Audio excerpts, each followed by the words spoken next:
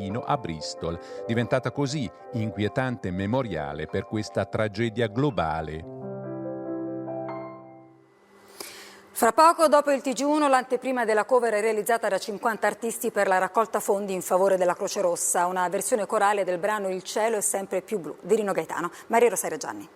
Chi vive in baracca, chi suda il salario.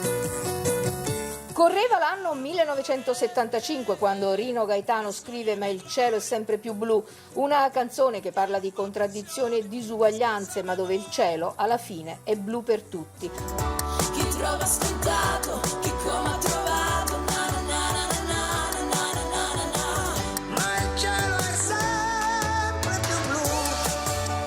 Adesso 50 artisti raccolgono quella sfida, una cover corale. Fiorello e Morandi, Loredana Bertè, Diodato, Emma e Fedez, Mannoia, Ramazzotti, Necche e Pelù, Vanoni e Marrakesh e tanti altri ancora, compreso Alessandro Gaetano, nipote di Rino.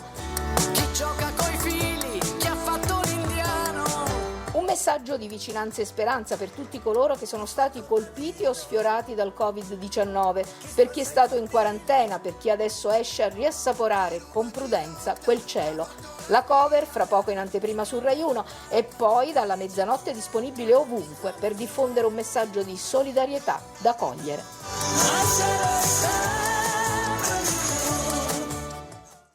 E vi ricordo che potete continuare a seguire le notizie del TG1 con aggiornamenti